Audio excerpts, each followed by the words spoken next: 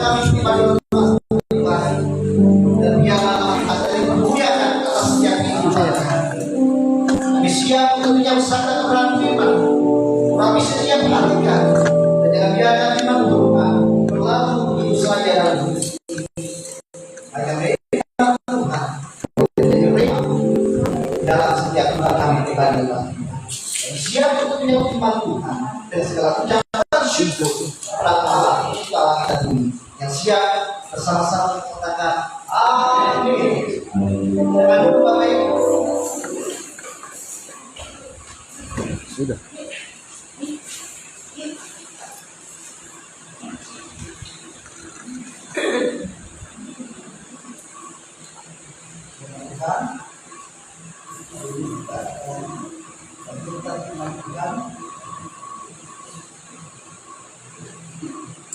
Bersama-sama.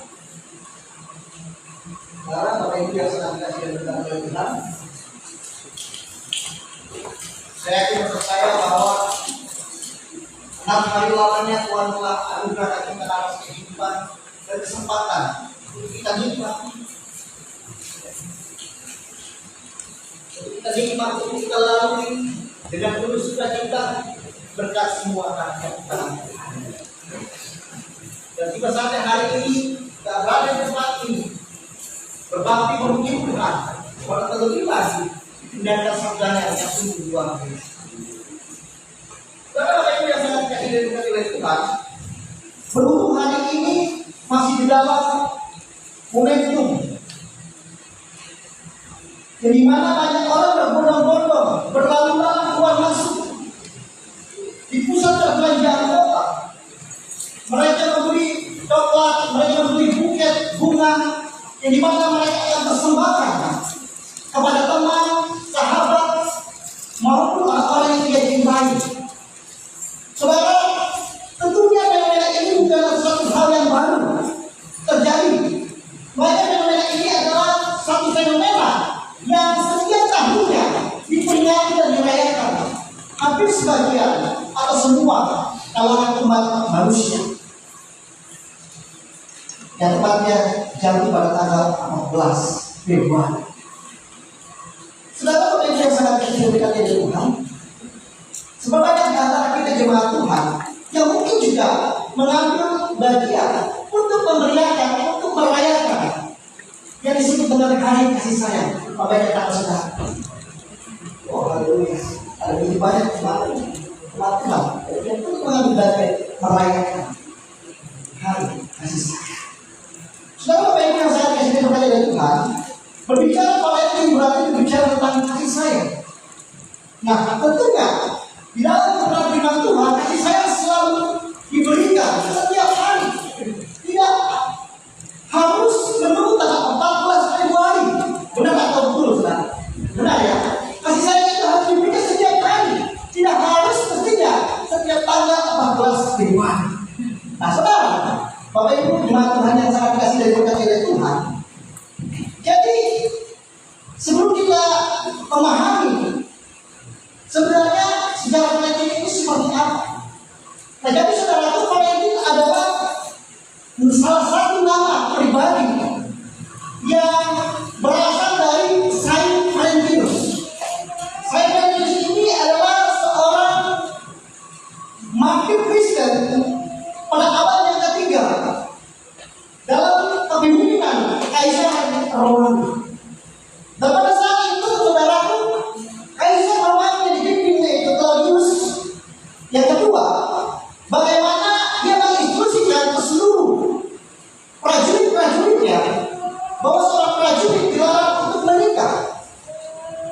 Nah saudara,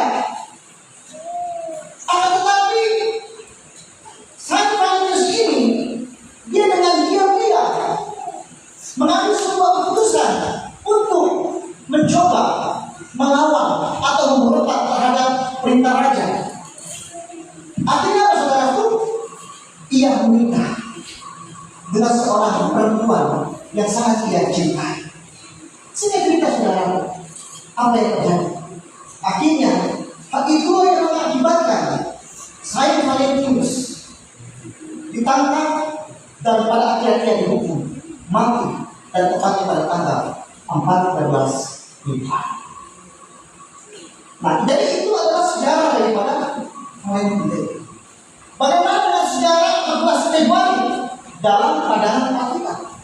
Nah, saya kita mengajak kita membuka Alkitab kita di dalam kitab Bilangan pasal yang 9 ayat yang ke-11.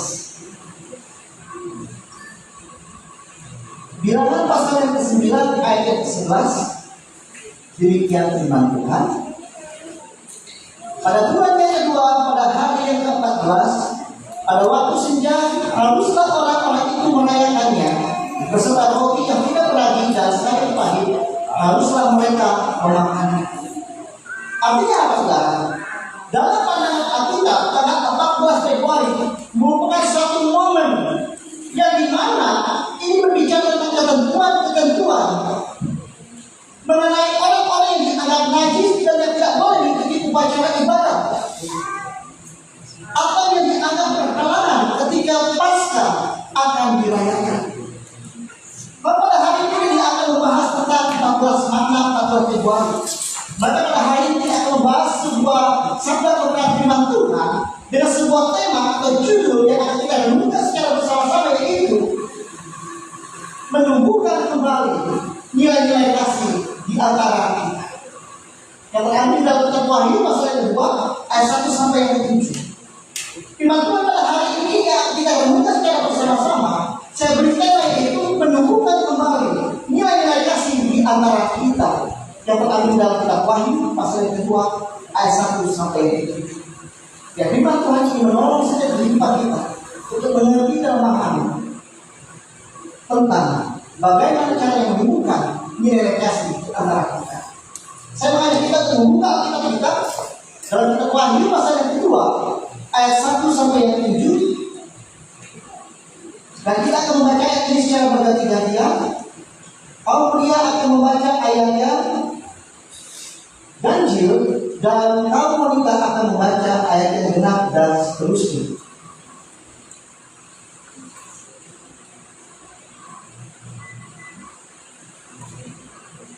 Wahyu pasal yang kedua ayat 1 sampai yang 7. Demikian firman Tuhan dengan diberikan kepada jemaat di Efesus 1, 2, 3, ya. Tuliskanlah kepada malaikat jemaat di Efesus, bila firman dari Dia yang mengangkat 7 bintang itu di tangan kanannya dan berjalan di antara 7 kaki Dia emas itu. Aku tahu segala pekerjaanmu, baik dari payamu maupun kebenaranmu.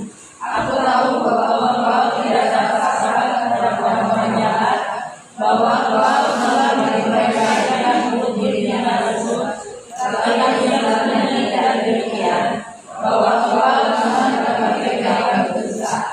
Dan engkau tetap sabar dan menderita oleh karena namaku, dan engkau tidak mengenal lelah. Namun demikian aku telah engkau, karena sabar telah mendapatkan hasil yang sebelah. Sebab itu ingatlah pada dalamnya engkau telah jatuh, bertobatlah dan lakukanlah lagi apa yang semula engkau lakukan. Jika tidak demikian, aku akan datang kepadamu dan aku akan mengambil kaki diamu dari tempatnya, jika engkau tidak bertobat. Serta ini yang ada padamu, yaitu engkau mengerti segala perbuatan hidup untuk Paulus yang juga benci. Siapa bertelinga, hendaklah ia mendengar apa yang dikatakan Roh kepada jemaat-jemaat.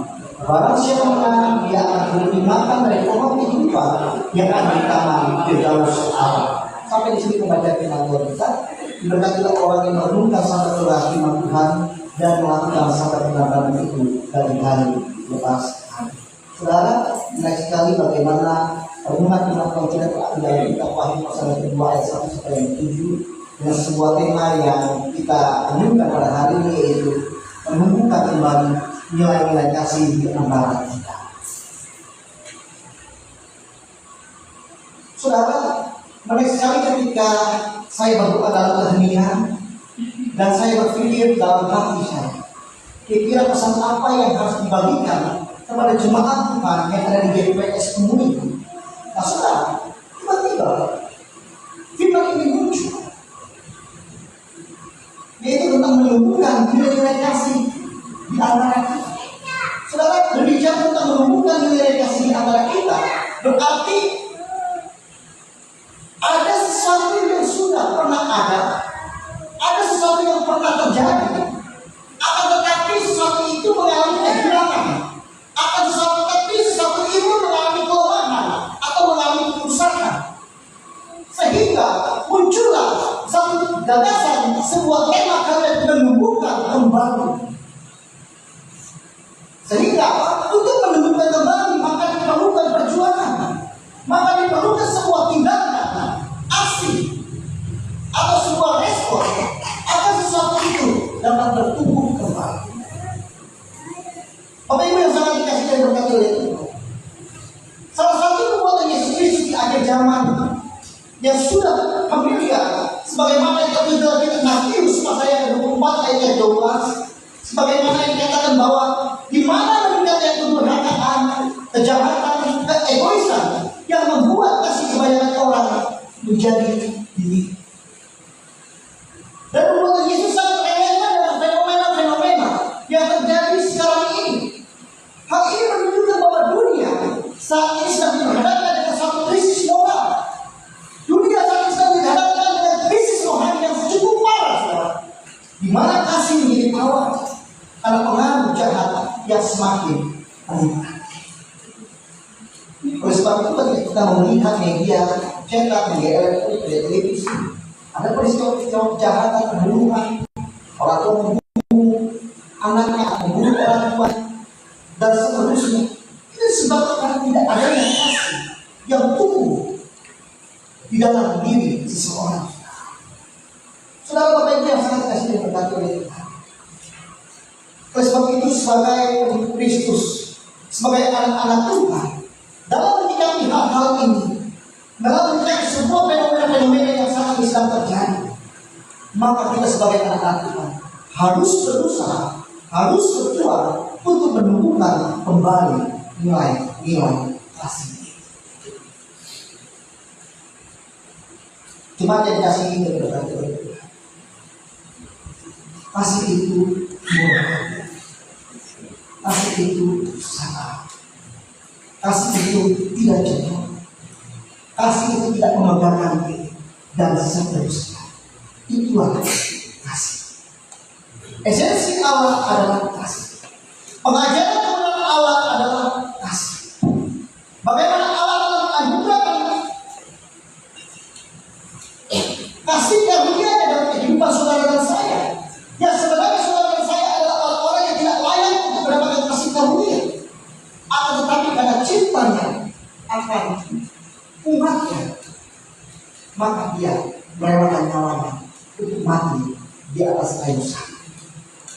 Oleh sebab itu ia rindu agar setiap umat Tuhan pun mampu mentransformasi, mentransfer tentang kasih Allah yang telah kita rasakan, yang telah kita alami kepada sesama kita. Nah, Bapak Ibu yang sangat kasih dan berkati oleh Tuhan,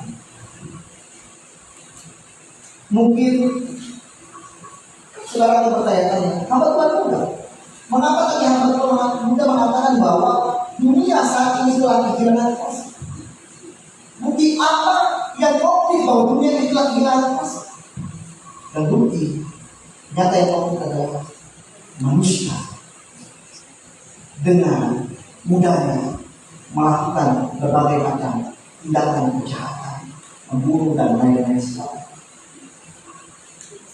Saudara, oleh sebab itu pengajaran dan kasih itu ibarat sebuah mata uang yang tidak dapat dipisahkan antara satu dengan yang lain. Pengajaran tanpa kasih ibarat sesuatu buta. Kasih tanpa pengajaran ibarat sebuah hal yang lumpuh, tidak bisa dapat berjalan. Adanya nilai-nilai kasih didapatkan dari pengajaran. Adanya pengajaran yang kita dapatkan bagaimana kita diajarkan dalam kebenaran firman Tuhan untuk hidup di dalam kasih. Saudara Bapak Ibu yang sangat dikasihi dan berkati oleh Tuhan, tahun hari ini merupakan satu kabar baik yang datang dalam kehidupan kita sebagai keluarga besar jemaat GPS Pemulihan. Bagaimana rahasia kebenaran firman Tuhan, mulai sekta kebenaran firman Tuhan pada hari ini kita renungkan secara bersama-sama. yang mengusung sebuah tema menumbuhkan kembali nilai-nilai kasih di antara kita yang terambil dalam kitab Wahyu pasal yang kedua ayat 1 sampai 7, dan biasa memberkati kita dan mendorong kita menjadi pribadi yang sungguh-sungguh berjuang untuk menghidupkan, untuk menghadirkan dan menumbuhkan nilai-nilai kasih yang dikatakan kita semakin tinggi.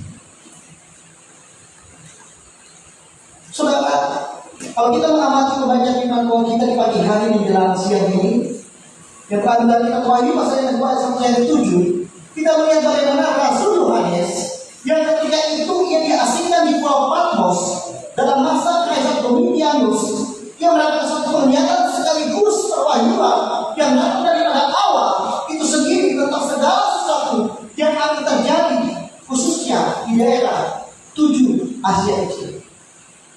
Di antaranya adalah Efesus, Smyrna, Pergamus, Tiatira, Sardis, Philadelphia, dan Laodikia. Dan yang menariknya adalah membaca firman Tuhan kita pada saat ini adalah dikatakan dalam ayat yang kedua dan ayat yang ketiga. Aku tahu segala pekerjaanmu, baik jeripayamu maupun ketekunanmu. Aku tahu bahwa engkau tidak dapat sabar terhadap orang-orang jahat, bahwa engkau telah mencobai mereka yang menyebut dirinya rasul, tetapi sebenarnya tidaklah demikian. Bahwa engkau telah mendapati mereka berdusta, dan engkau tetap sabar dan menderita oleh karena namaku, dan engkau tidak mengenal Allah. Saudara, ketika kita membaca awal cerita yang terkandung di dalam kitab Wahyu pasal 2 ayat 1, bagaimana awal mulanya Yesus Kristus memuji-muji jemaat yang ada di Efesus dengan puji-pujian, dengan sebuah kalimat-kalimat yang mungkin yang pada awalnya jemaat Efesus boleh membusungkan dadanya dan mereka boleh berkata, lihat ada jemaat-jemaat yang lain, lihat Tuhan Yesus Kristus sebagai Allah pencipta langit dan bumi telah memuji-muji kami jemaat Efesus. Saudara, tentu setiap orang mendapatkan pujian adalah sesuatu hal yang sangat patut berbangga. Tetapi saudaraku, menarik sekali ketika selanjutnya di ayat yang ketiga dan seterusnya Yesus Kristus berbalik. Yang awalnya Yesus Kristus memuja-muja, memuji-muji, tetapi pada akhirnya Yesus Kristus melakukan celaan terhadap jemaat yang ada di Efesus. Kita baca di ayat yang ketiga dan keempat. Ayat yang keempat.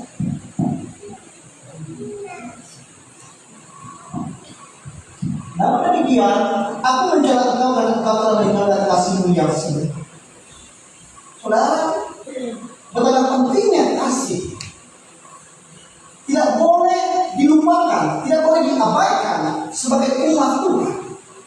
Saudara, beribadah kepada Tuhan adalah sesuatu hal yang baik. Setia dalam diri Tuhan adalah sesuatu yang baik. Tetapi yang tidak boleh kita lupakan adalah bagaimana kita harus menerapkan dan menumbuhkan nilai-nilai kasih di antara sesama kita. Itulah sebabnya di dalam 1 Korintus pasal 13 katakan bahwa iman, pengharapan dan kasih, dan yang terbesar di antaranya adalah kasih. Bahkan kasih dapat banyak sekali menutupi dosa dan pelanggaran.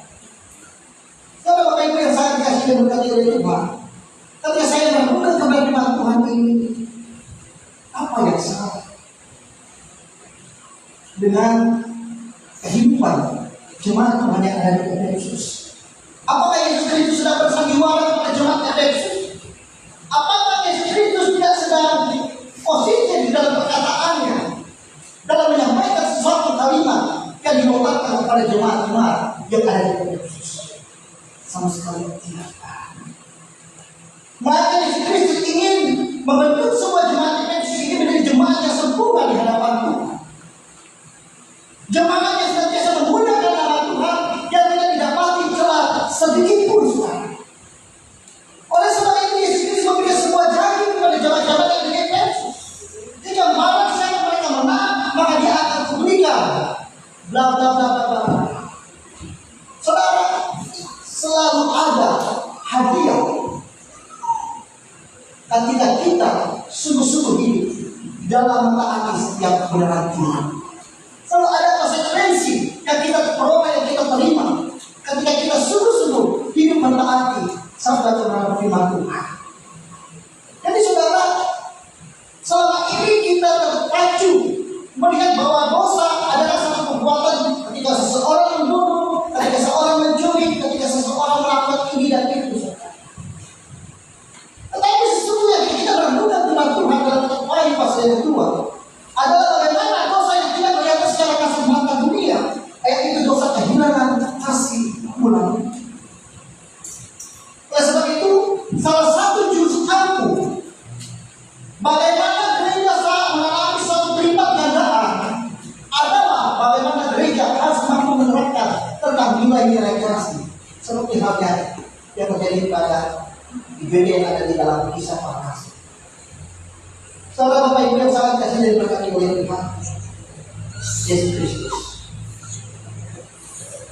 Tidak selamanya dosa itu melakukan segala sesuatu tindakan yang terlihat dengan kasat mata jasmani, seperti halnya membunuh, mencuri dan lain-lain sebagainya.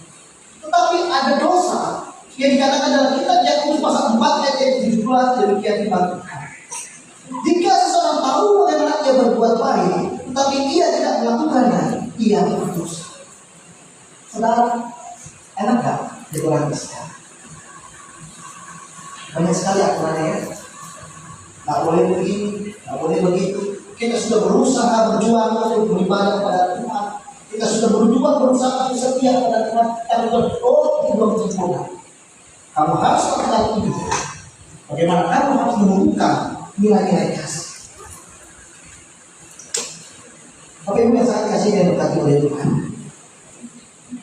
Jika Kristen hanya ditekankan dengan nilai-nilai vertikal, tanpa nilai-nilai horizontal, maka tentulah Kristen tidak akan berbeda dengan pengajaran-pengajaran ahli Taurat. Jika Kristen hanya menekankan nilai-nilai vertikal tanpa nilai-nilai horizontal, maka tentulah Kristen tidak akan berbeda dengan pengajaran ahli Taurat. Bagaimana kalau kita melihat pengajaran ahli Taurat? Dia menekankan tentang ajaran-ajaran, peraturan-peraturan yang harus dan wajib dilakukan dengan begitu berat. Tetapi dia sendiri tidak mau melakukannya. Saudara, pada suatu kali ada seorang Pak yang benar-benar terkenal dengan sangat ceweknya yang luar biasa. Sebaliknya, sama-sama terkenal dengan kelembutannya. Setiap hari pasangan ini berkelahi terus menerus. Sampai pada akhirnya tangga rumah mereka sudah tak heran lagi ketika mendengar atau melihat hal ini. Tetapi di balik keseringan berkelahi ataupun bertengkar pasangan itu ada sesuatu yang menarik yang dilakukan oleh sang suami. Ketika sang istri sedang memaki dia, ketika sang istri sedang memarahi dia, sang suami hanya berkata, Salibnya selamanya mulia. Singkat cerita saudara, ketika pasang suami istri ini berjalan-jalan di pusat pertokoan mall atau tetangganya, dan akhirnya saudara tetangga itu ngobrol dengan istrinya, Bu, iya kenapa? Setiap hari saya mendengar pertengkaran, perselisihan terjadi di rumah ini antara ibu dengan suami. Tetapi saya mengamati ada sesuatu yang menarik yang saya tangkap. Setiap kali ibu marah-marah dengan suami ibu, tapi suami ibu itu kok dia selalu bernyanyi dengan penuh sukacita bahwa salibnya selamanya mulia. Kenapa sih sebenarnya suami ibu? Nah, saudara tiba-tiba suaminya ini datang dan berkata, ayo, kamu ngapain? Kamu nikahin saya? Iya, benar. Saya penasaran, Pak. Kenapa? Setiap kali ibu marah pada bapak selalu bernyanyi segala salibnya, selamanya mulia. Saudara, dari belasan tahun. Ibu tahu bahwa istriku merupakan salib yang Tuhan percaya kepada ibu. Sehingga bagaimanapun dia, saya harus memikul salib itu dan melaluinya dari hari ke masa. Saudara, sehingga apa saudara? Setiap permasalahan selalu berakhir dengan penyelesaian. Sehingga keributan tidak pernah menjadi satu bagian yang menjadi suatu titik urgen dalam kehidupan keluarga itu. Karena apa? Karena ada kasih di dalam. Oleh sebab itu betapa pentingnya nilai-nilai kasih untuk kita tumbuh kembangkan di dalam kehidupan kita sebagai keluarga Tuhan, sebagai keluarga, sebagai pelayan Tuhan. Ketika kita berada di mana saja, kita perlu dan wajib untuk menemukan nilai-nilai kasih di antara kita. Saudara, kalau kita mampu menemukan nilai-nilai kasih di antara kita, maka satu dunia ini mereka bisa merasakan kasih Tuhan yang sesungguhnya. Itulah yang dikatakan anak-anak tadi, bahwa jika India, di seluruh warga India, mulai orang Kristen menerapkan pengajaran yang diajarkan Yesus, maka seluruh India ini akan menjadi Kristen. Tetapi sayangnya, para pengikut Kristus tidak mampu menghidupkan pengajaran-pengajaran Kristus. Cuma yang dikasih dan diberkati oleh Tuhan. Inilah pesan Tuhan. Ketika saya melakukan di dalam satu keheningan, saya bilang, Tuhan, apa ya yang akan saya bagikan kepada jemaat Tuhan?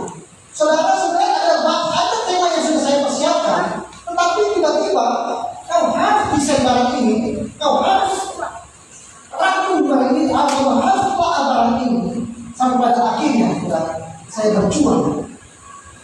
Dan saya, Tuhan, tolong saya. Bapak Ibu, jemaat yang sangat dikasihi dan diberkati oleh Tuhan, saat ini dunia telah kehilangan kasih.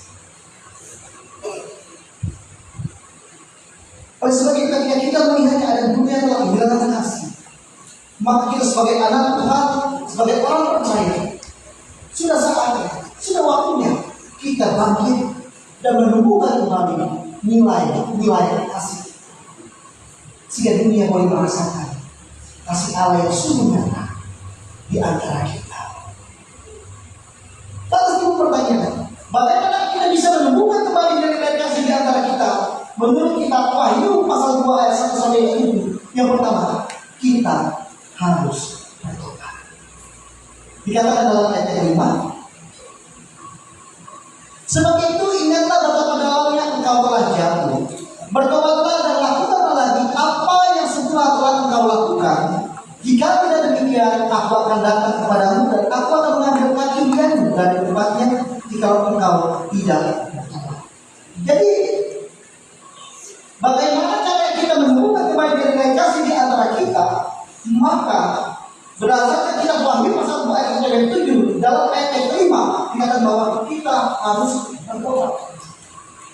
Hanya orang yang bertobat, yang mau melakukan kehendak Tuhan lah, maka dia dimampukan untuk menghidupi nilai-nilai kasih dalam kehidupan di antara sesama manusia. Saudara, adalah sesuatu hal yang wajar. Ada satu kali ada sebuah keluarga di mana dia adalah seorang anak yang takut akan Tuhan. Jika dia berusaha untuk menjadi orang yang berkenan di hadapan Tuhan, karena dia hidup di dalam kasih Allah terhadap sesama dan lain-lain sebagainya. Akan tetapi apa yang terjadi? Semua kebaikan yang dia berikan, yang dia bagikan, dia mendapatkan satu hal perlakuan yang sebaliknya. Dia berlaku pelaku kejahatan demi kejahatan yang menimpa kehidupan keluarga ini. Sampai pada akhirnya keluarga ini mengatakan, kalau begitu saya sudah stop saja untuk melakukan satu kebaikan. Karena apa yang saya dapatkan, saya mendapat kebaikan kejahatan yang selalu menimpa dalam kehidupan keluarga saya. Saudara, singkat cerita saudara, ketika dia sudah ingin mengambil satu komitmen untuk melakukan kejahatan, tidak mau lagi melakukan kebaikan, pada saat itu suara Tuhan. Sebagai anak Tuhan, kau tidak bisa melakukan hal itu. Banyak kau harus melakukan segala sesuatu yang baik. Karena itulah keunggulan daripada pribadi manusia ilahi di dalam Allah Yesus Kristus. Saudara, saya katakan, apalah upahmu?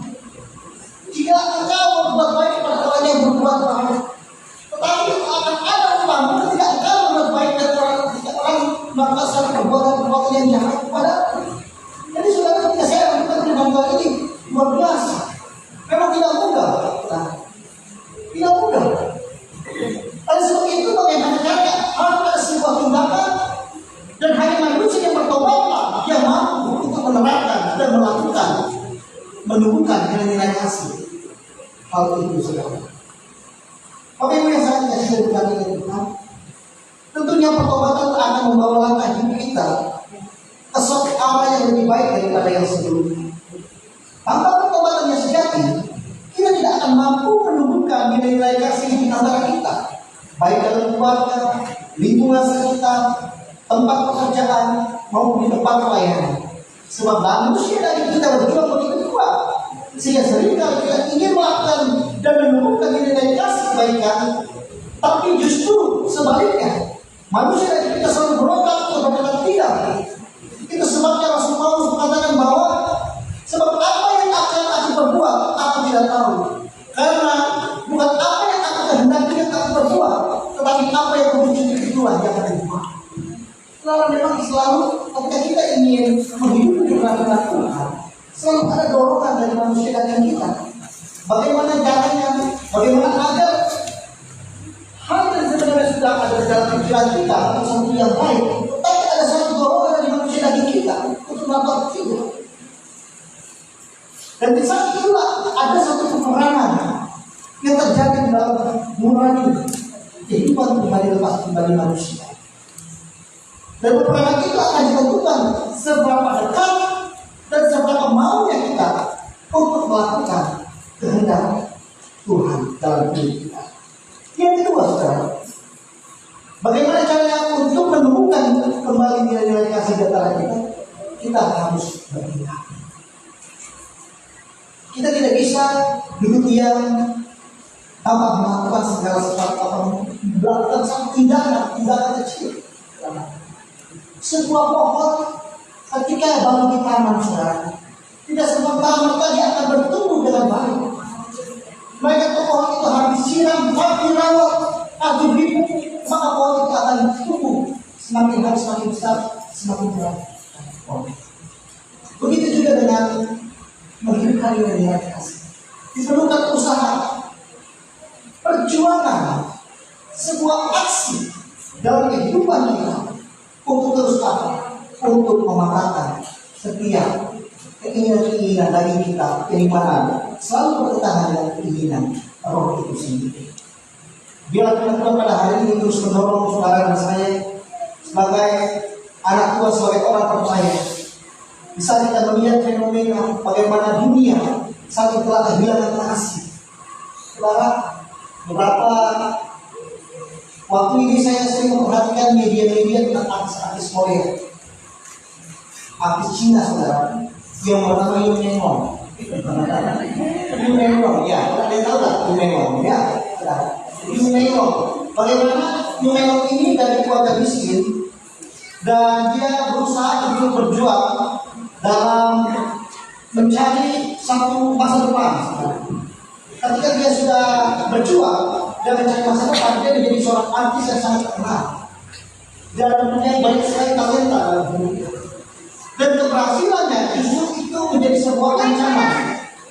Jadi mana dari pihak agensi Yumeon ini, dia tidak menyadari bahwa ada kontrak tanda tangan yang tidak diketahui oleh Yumeon, sehingga 70% dari hasil Yumeon harus diserahkan kepada pihak agensi.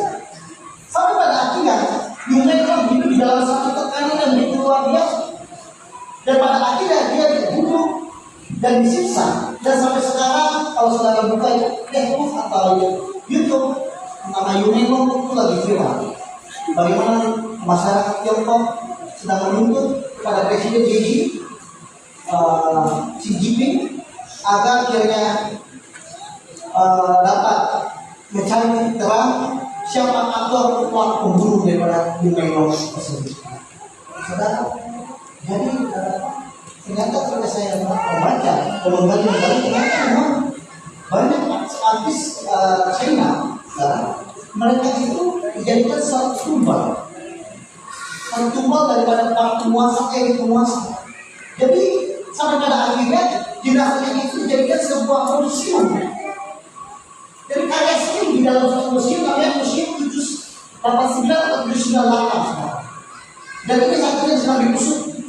Tetapi saya tidak yakin apakah itu bisa atau tidak, karena berbicara tentang formasi. Jadi saudaraku, dalam pentingnya dalam kehidupan kita sebagai anak Tuhan, kita tumbuh kembangkan nilai-nilai kasih. Ketumbuhan kembangkan nilai-nilai kasih antara suami dengan istri, antara hubungan orang tua terhadap anak, adik terhadap kakak, dan seterusnya. Terhadap bersama pelayan kerja, pelayan, dan dalam kehidupan kita tumbuh kembangkan nilai-nilai kasih.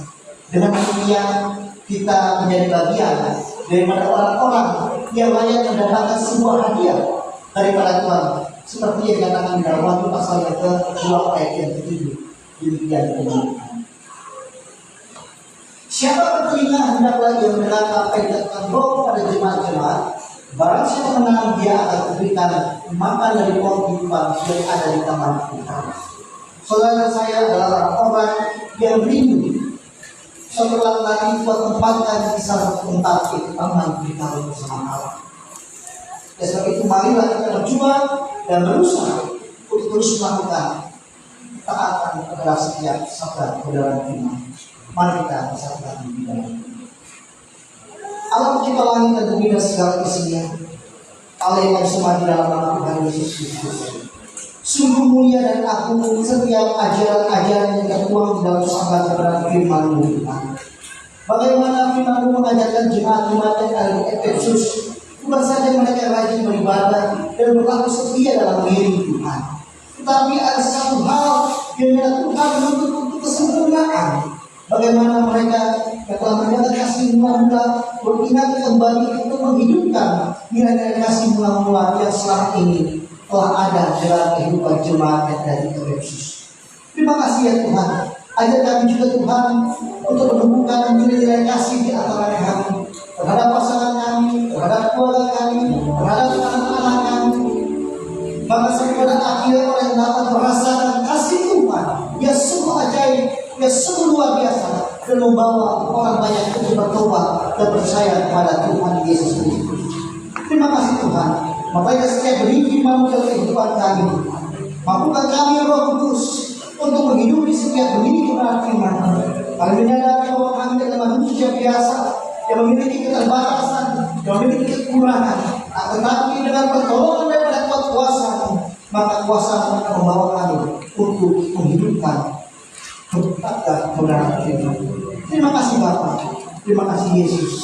Terpujilah Engkau saat ini sampai selama-lamanya. Amin.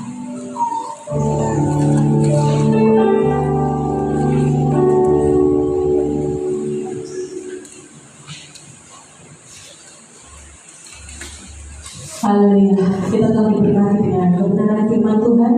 Mari kita siapkan persembahan kita. Kita akan memberikan persembahan. Kita sama-sama menyanyikan pujian kasih.